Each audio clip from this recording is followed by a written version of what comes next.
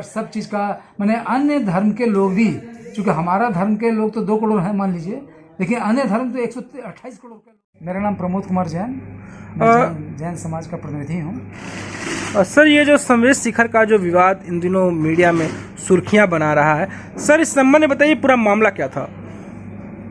संवेद शिखर जैन समाज का, पूरे जैन धर्म का, पूरे विश्व के लिए एक आस्था का केंद्र है। असल में हमारा जो जैन संवेद शिखर है, यहाँ पर 24 तीर्थंकर हमारे जैन धर्म में हैं, जिनको हम लोग भगवान मानते हैं।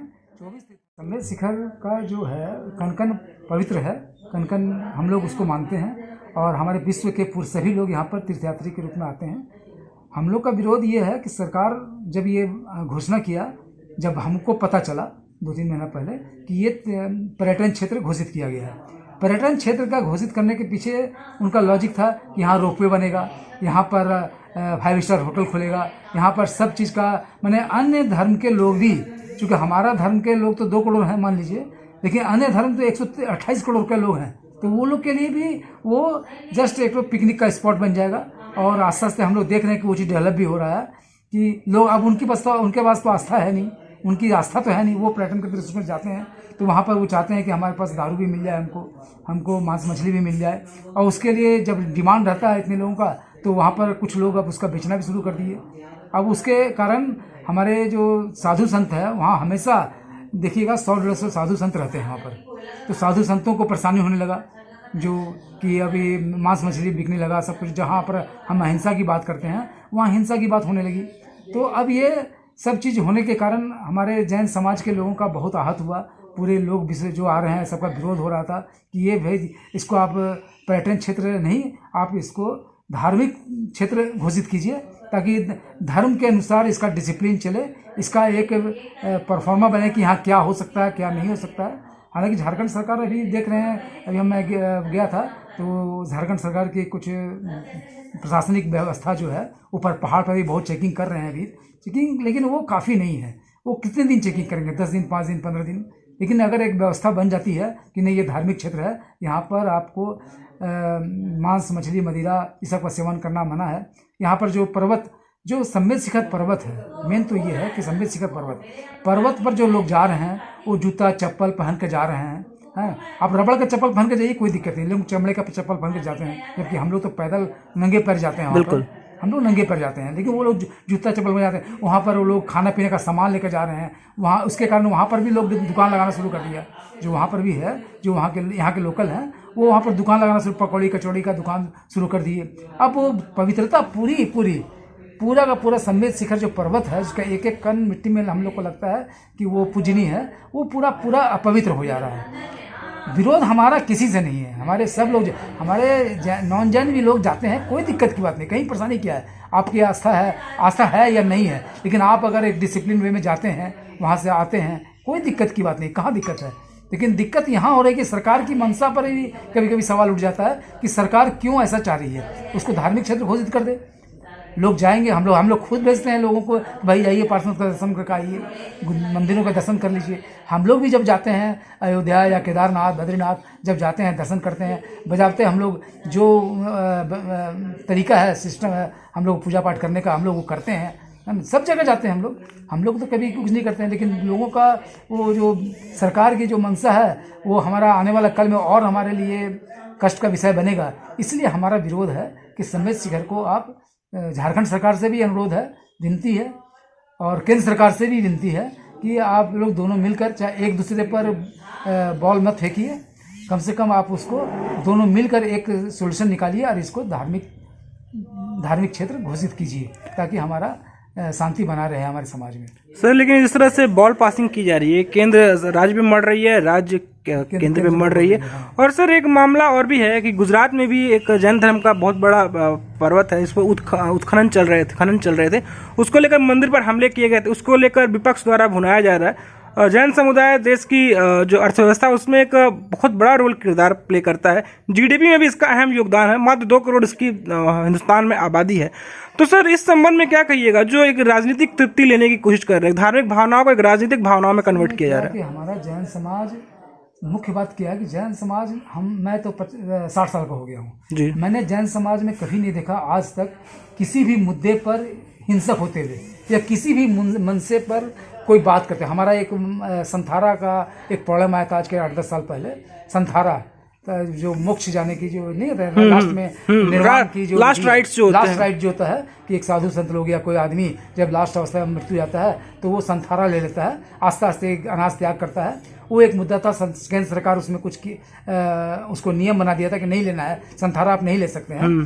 तो उस समय भी बहुत विरोध हुआ था, लेकिन वो उस समय भी पूरे वर्ल्ड में विरोध हुआ था इसका, लेकिन केंद्र सरकार के ने उसको विड्रॉ किया बाद में, और सुप्रीम कोर्ट भी उसको ये ओके किया, केंद्र सरकार ने उसको विड्रॉ कर लिया। शायद उस समय जिसकी भी सरकार हो, कांग्रेस सरकार हो, हमको लगता है कांग्रेस यूपीए सरकार थी। हाँ कांग्रेस सरकार थी, ठीक है, उन्होंने वापस लिया। तो हम लोगों, लेकिन उसमें कोई हिंसा की बात नहीं, हम आज भी कोई हिंसा की बात नहीं करते हैं। हम तो सिर्फ अपने धंधे पर, हम लोग को तो ये भी नहीं मालूम है कि कौन मुद्दे पर क्या बोलना है, नहीं बोलना है, क्या जरूरत है। अपना व्यापार करो, कोई नौकरी में है, जैसे मैं नौकरी में हूँ, कोई व्यापार करता है, व्यापार करता है, किसी भी मुद्दे पर अपने का कोई विरोध नहीं है। हम लोग का अयोध्या मंदिर बन रहा है, देखिए भगवान राम का, उसमें भी पूरा जैन समाज तन मन से, उसमें जो वकील हैं विष्णु जैन और विष्णु शंकर जैन और जो उनके पिताजी हैं, हाँ, वो जैन ही हैं, है ना। तो हम लोग को तो वो भी लगता है कि अगर भगवान राम का मंदिर बन जाता है तो हमारे लिए तो वो पूज्य स्थल है। अयोध्या हमारे लिए पूज्य स्थल भी है, और भगवान राम के मंदिर, मथुरा का मंदिर जो भी बन जाए, हम लोग को, जैन समाज को तो लगता है कि सब हम लोग एक ही हैं। हाँ सब एक थे ही, पंथ अलग अलग, पंथ अलग है, एक है। सर एक आखिरी प्रश्न है आपसे। हर धर्म की अपनी धार्मिक महत्वाकांक्षाएं होती हैं, धार्मिक गुण होता है। हम सभी को पता है कि जैन समुदाय के लिए जो पार्श्वनाथ का पर्वत है कितना पूजनीय है, तो इस पर सरकार को विचार करनी चाहिए। अगर वहाँ पर पर्यटन आता है तो मांस मछली भी बिकेंगे, रैपर भी फेंके जाएंगे, गंदगी भी होगी, जो सभी धार्मिक स्थलों पे हम देखते हैं। और जैन समुदाय मुँह ढक के रखते हैं, कोई मक्खी उनके मुंह में ना घुस जाए, मच्छर तक नहीं मारते हैं। और वहाँ पे अगर पर्यटन होगा तो मांस मछली बिकेगा धड़ल्ले से। और अगल बगल की जो आबादी है जिस हिसाब से बढ़ रही है, आप समझ रहे हैं मैं नाम ले रहा हूँ, उनका भी बढ़ोतरी होगी, तो आप इनको फिर फ्यूचर में आप टाल नहीं पाएंगे इनको। वही बात है ना, हम भी वही कहना चाह रहे थे कि बात तो सही है। मधुबन में आज हमारे 50 घर हैं जैन समाज के, लोकल। मधुबन में लोकल में 50 घर के लोग हैं, 50 लोग हैं, 50 परिवार है, मान लीजिए 250 आदमी है, लेकिन संख्या तो हर महीना 10 लाख आती है। तो अगर वो जो जैन थे, लेकिन बाहर के भी जब ये टूरिस्ट स्पॉट घोषित कर दिया जाएगा तो वो नक्शे में आ जाएगा, पूरे वर्ल्ड के नक्शे में, कि एक तीर्थ क्षेत्र है, ये पर्यटन क्षेत्र है, तो लोग उसको उसी वे में आएंगे। उनको मना नहीं कर सकते हम लोग कि क्या आप क्यों नहीं करेंगे। वहाँ 5 स्टार होटल खुल जाएगा, वहाँ सब कुछ होगा, कौन किसको मना करे। जब एक बार हाथ से बात निकल जाएगा तो फिर जैन समाज भी चाहेगा, सरकार भी चाहेगा, कोई कुछ नहीं कर सकता। इसीलिए, और हमारा आपने जो कहा एक बात कि सही बात है, जैन समाज, पूरा जैन समाज जो है हिंसा से बहुत दूर है। अहिंसा पर हम लोग विश्वास करते हैं। हम लोग रास्ते में चलते भी हैं, हम लोग खुद भी एक श्रावक भी, हम लोग के घर में चूहा भी रहता है, कभी कभी कॉकरोच रहता है, हम लोग किसी को मारने का प्रयास नहीं करते हैं, हम लोग उनको भगाते हैं। जाओ भाई, कुछ बर्बादी भी कर दिया तो हम लोग बर्दाश्त कर लेते हैं, लेकिन मारने का तो सवाल ही नहीं उठता है। तो जब इतनी बड़ी बात है तो हम लोग किसी प्रति हिंसा की बात ही नहीं करते हैं। सर एक प्रश्न और आ रहा है दिमाग में। हर धर्म के लिए एक पर्सनल लॉ बोर्ड बना हुआ है, पर्सनल लॉ है, लेकिन इस सनातन धर्म की चीज़ों पर सरकार द्वारा कब्जा कर लिया जाता है। अब जैन धर्म पे भी इस तरह की सरकार द्वारा कब्जे की तैयारी है, लोग ऐसा कह रहे हैं, इस पर कुछ आपका क्या कहना है? तो सरकार की मंशा तो है कि सरकार को, जैसे श्राइन बोर्ड बना दिए जाते हैं, आप समझ रहे हैं। वैष्णो देवी में श्राइन बोर्ड है ना, बहुत जगह, अमरनाथ है, केदारनाथ है, काशी विश्वनाथ है, ये सब सरकारीकरण है। एक्चुअली अगर सच कहा जाए तो इसको सरकारीकरण कह सकते हैं हम। तो आने वाले कल में सरकारीकरण होने के बाद तो मंदिर की महत्वता तो नहीं रह जाती ना उसकी, फिर रहती नहीं है। और सरकार का क्या है कि फिर सरकार अपने तरीके से चलाता है उसको, है ना। तो हम लोग तो ये चाहते हैं कि हम लोग उस मुद्दे पर, अभी चूंकि जैन समाज उतना बड़ा नहीं है अभी, और उस मुद्दे पर क्या होगा नहीं होगा नहीं कह सकते हैं, लेकिन हम लोग तो सिर्फ इतना जरूर चाहते हैं कि ये जो जैन धर्म का जो है मंदिर शिखर है, या इस टाइप के जितने तीर्थ क्षेत्र हैं हमारे जैन धर्म के, या वैष्णव तीर्थ क्षेत्र भी हैं, तो वहाँ पर कम से कम ये पवित्रता बने। जैसे अभी हम देखिए मध्य प्रदेश में शिवराज सिंह की हम उनको बहुत तारीफ करते हैं उनका, क्योंकि अभी कुंडलपुर के बगल में दमोह एक जगह है ना। तो वहाँ पर क्या हुआ कि वो शिवराज सिंह ने उसको घोषित किया हुआ है, ये विदाउट मांस वाला, मांस मछली का सेवन नहीं होगा, शराब का सेवन नहीं होगा, वो उनको मैंने उसको उस क्षेत्र को घोषित किया हुआ है। तो अभी उन्होंने 15 दिन पहले का न्यूज़ था कि वो बुलडोजर लगा कर पूरा का जितना भी बना हुआ था सबको, जहाँ बना था सबको तोड़वा दिया। तो उनकी मंशा दिखती है कि हाँ वो ये कुछ कर रहे हैं जैन धर्म के लिए, जैन समाज के लिए। हम तो ये चाहते हैं कि हेमंत सरकार भी कम से कम अभी ये भी कर रहे हैं कुछ पर्यटन में, हमारे DC SP वहाँ के जो गिरिडीह के हैं सब जाते हैं, पहाड़ पर चढ़ते हैं, देखते हैं, चेकिंग हो रहा है। लेकिन ये मेरे विचार से काफ़ी नहीं है। कितना दिन करेंगे? 10 दिन करेंगे, 5 दिन करेंगे। लेकिन जब तक एक जो आपने बोला एक बात कि एक लॉ बनना चाहिए, तो हमारे जो पूज्य आराध्य हमारे गुरु जी हैं प्रमाण सागर जी महाराज, जो अभी मधुबन में हैं, जो गुणायतन के रचयिता हैं, प्रमाण और शंका समाधान के प्रवक्ता हैं, शंका समाधान न्यूज़ देखते होंगे, तो उनका भी ये कहना था कि आप सब कुछ जो करना कर लो, धार्मिक क्षेत्र घोषित कर दो, धार्मिक पर्यटन क्षेत्र आपको घोषित करना है, धार्मिक पर्यटन क्षेत्र घोषित कर दो, कोई दिक्कत नहीं है। लेकिन एक बायलॉ बनना चाहिए कि जो आदमी आएंगे उनके लिए क्या रिस्ट्रिक्टेड है, क्या रिस्ट्रिक्टेड नहीं है।